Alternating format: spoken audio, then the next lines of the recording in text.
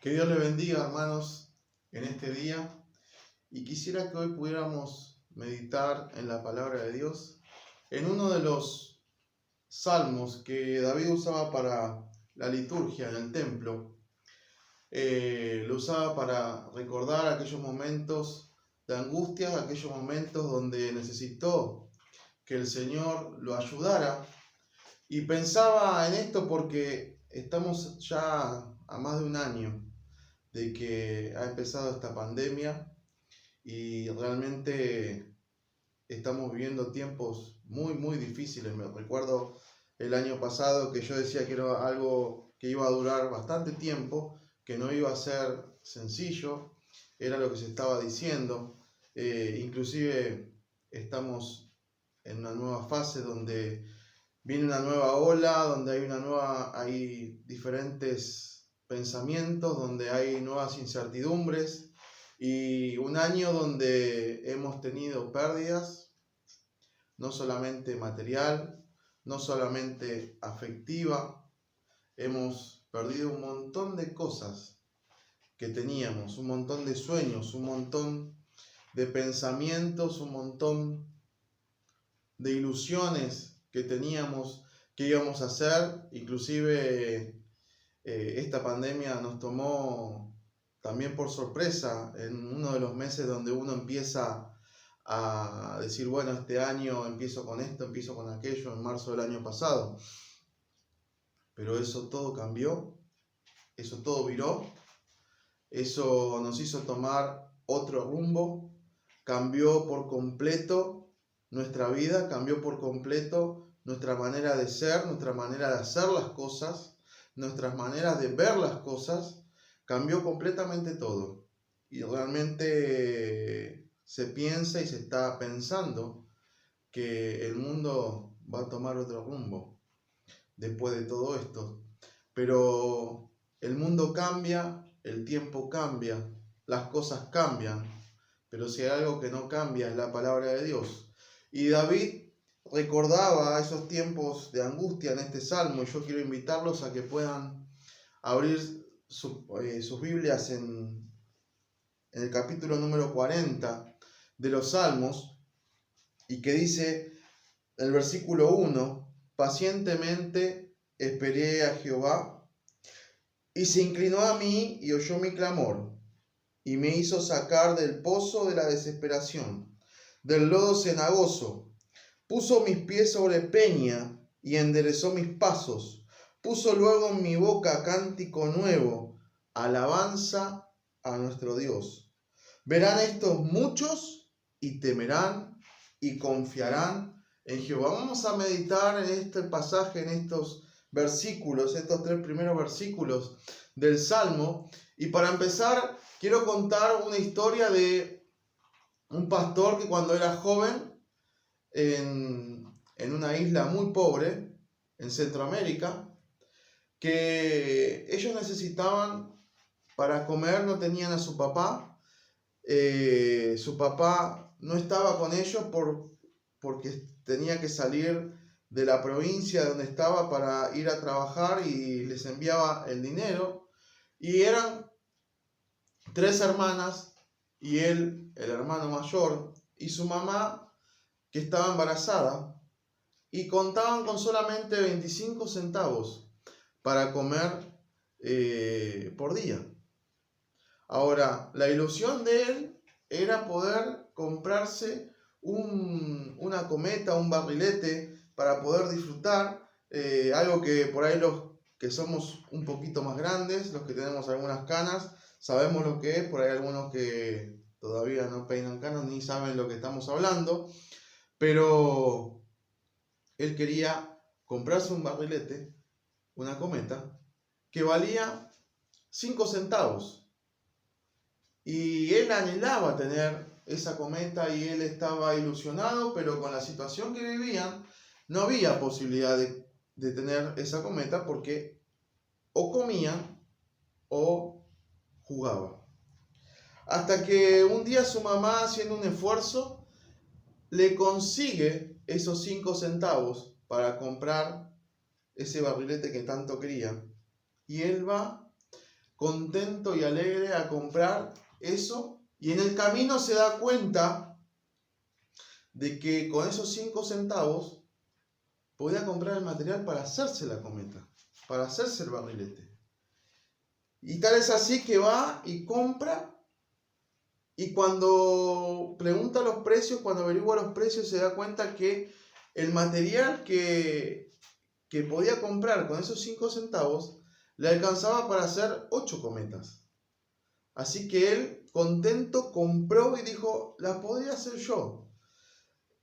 Y él compró las varillas, él compró el papel, él compró el almidón que se usaba para pegar el papel, y se fue a su casa contento y se lo puso a hacer uno por uno con la ayuda de su mamá.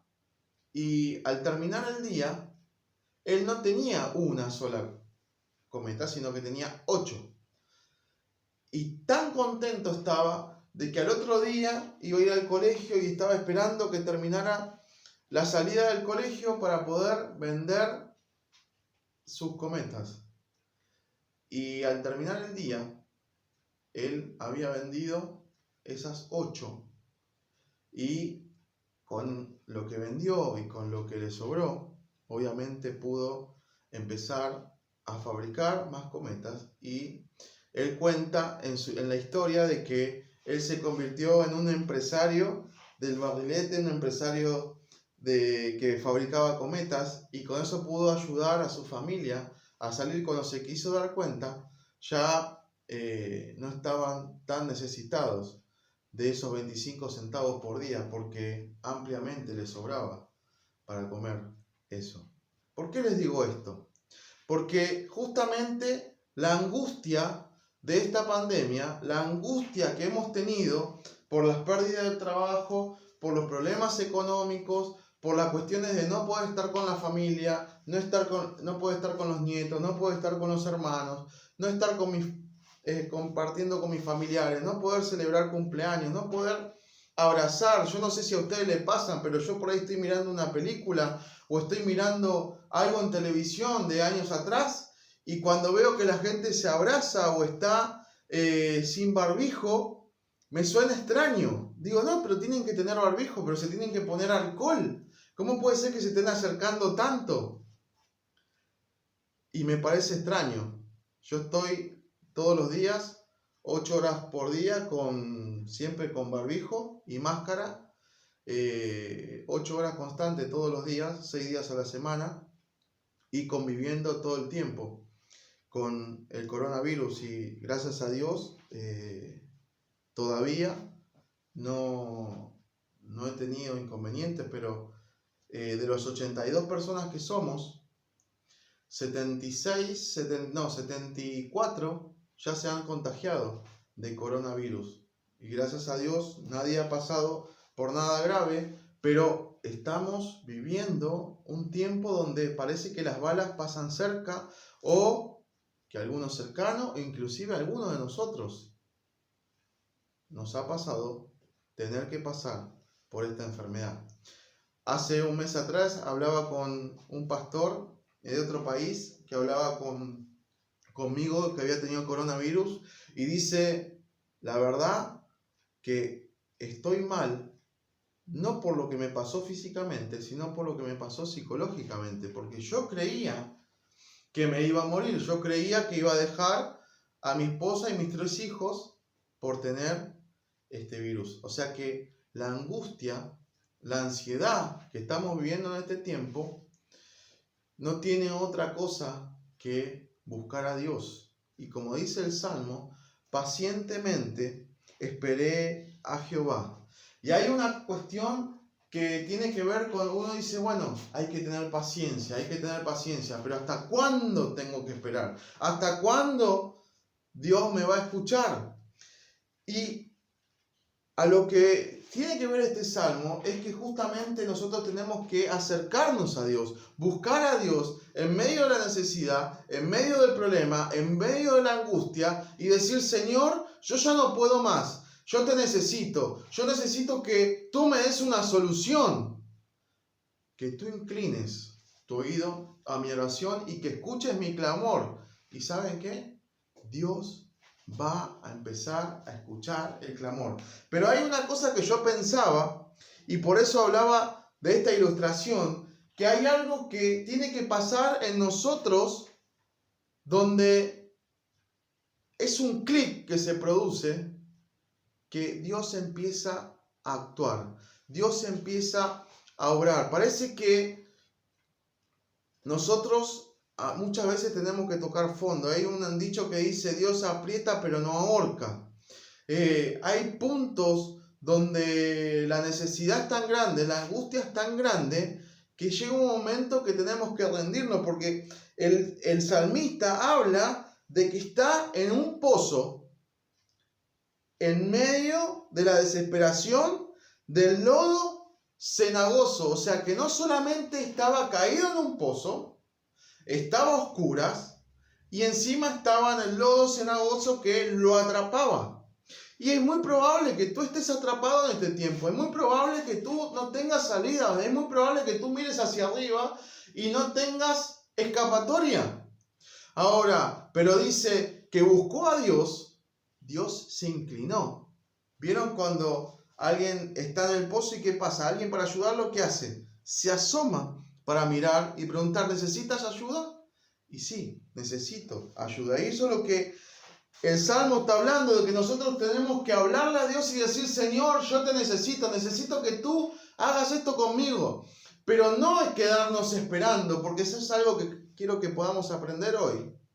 De que la palabra de Dios no solamente habla de que podemos acudir a Dios, sino que hay un clic que tiene que pasar en nuestra mente, en nuestro ser, que es ponernos en manos a la obra. Y yo recordaba, entre este pasaje y pensaba en la crisis que estamos pasando, y recordaba que en el libro de Ruth se va con su suegra Noemí y su cuñada, se van de Belén porque no había para comer, y cuando se van, sus 3 maridos, o sea, el esposo de Noemí, su suegro, su esposo y su cuñado, se mueren y quedan viudas en otra tierra, en otro país, y no tenían nada, no tenían absolutamente nada.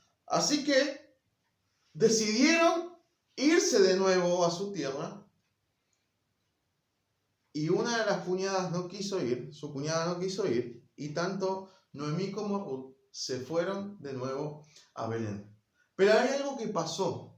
No se quedaron en Belén esperando. Inclusive la gente, cuando la veía venir, decía: ahí están ellas que se fueron con sus maridos y ahora volvieron con las manos vacías.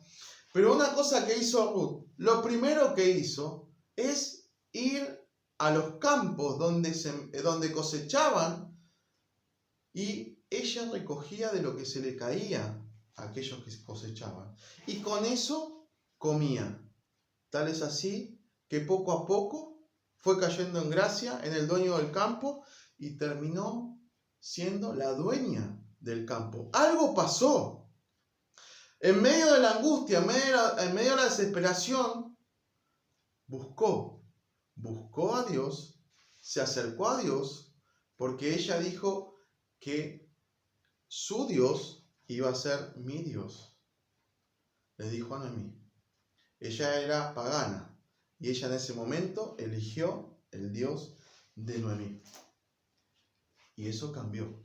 Me acuerdo del hijo pródigo, que estaba bien económicamente, lo mejor, como mucha gente le ha pasado, estaban bien económicamente, y de repente vino la pandemia y quedaron en la pobreza total. Yo conozco un amigo que se tuvo que ir de Buenos Aires porque debía 8 meses de alquiler y ya no podía pagar más, así que se tuvo que ir con sus padres a otra provincia para poder ver si trabajar y poder terminar de pagar la deuda que le quedó del alquiler. Hay gente que debe meses de alquiler que no puede pagar. Y el hijo pródigo tenía todo ese dinero, lo malgastó a tal punto que quedó tirado cuidando los cerdos, y él deseaba comer de la comida de los cerdos, hasta que en un momento pensó, ¿cuántos jornaleros hay en la casa de mi padre que no le falta pan? Iré yo, hablaré con él y le diré, seré como uno de tus jornaleros. ¿Y qué pasó? Muchos conocemos la historia. Cuando volvió, su padre lo estaba esperando en el camino. Salió a su encuentro, lo abrazó, le puso el anillo de que seguía perteneciendo a la familia, calzó sus pies de que no iba a ser esclavo porque los esclavos eran los que estaban descalzos, cambió sus vestidos e hizo fiesta. Porque su hijo que estaba perdido lo había encontrado.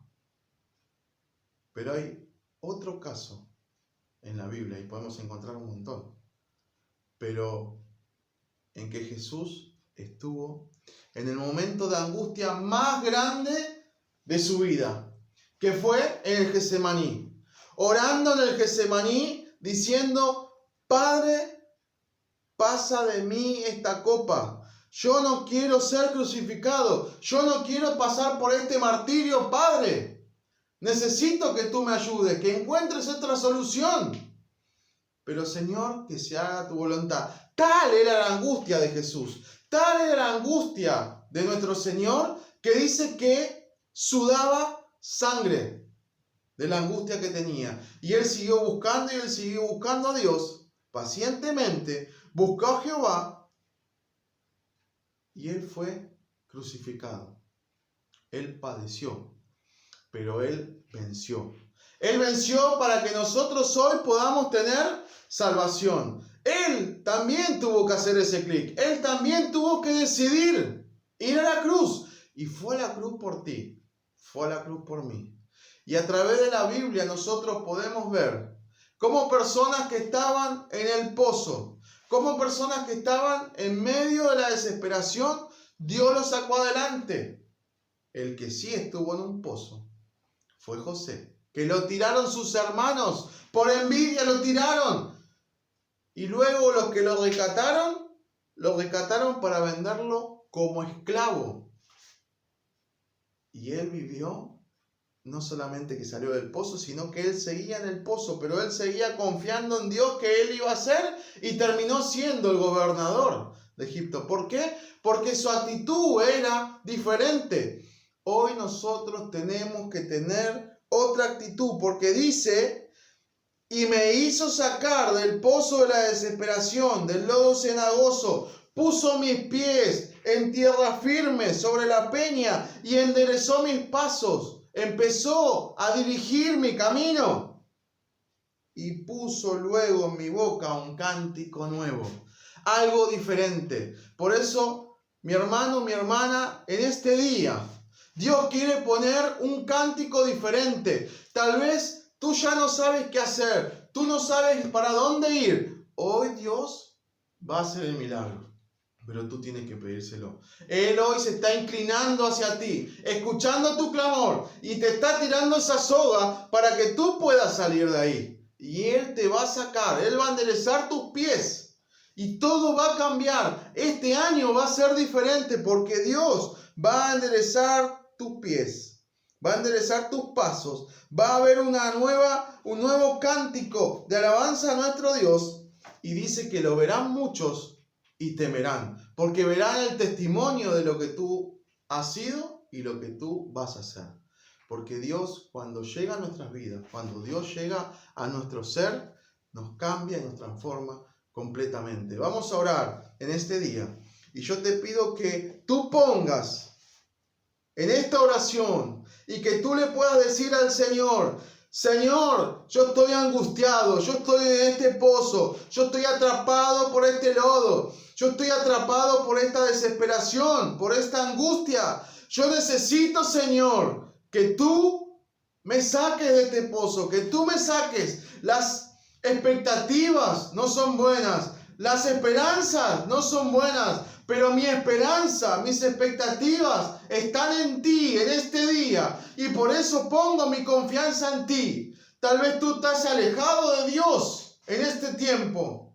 Hoy es tiempo para buscar, porque aquel que pasó por la angustia, aquel que pasó por el Getsemaní, aquel que estaba decidiendo no poder ir a la cruz porque iba a sufrir, ese mismo Señor se entregó a la cruz para que hoy tú puedas tener salvación. Por eso en este día, ora a Dios de todo corazón y dile: Señor, quítame de esta angustia, muéstrame la salida, quiero salir, inclina tu oído hacia mí. Y hoy el Señor, yo sé que lo va a hacer. El Señor va a hacer el milagro en tu vida, el milagro en tu corazón, el milagro en tu familia, el milagro en tus finanzas, el milagro en esa angustia. La va a sacar por completo, te va a cambiar, te va a transformar y tú vas a empezar a ver las cosas de otra manera, porque Dios es el que va a estar en control de todas las cosas.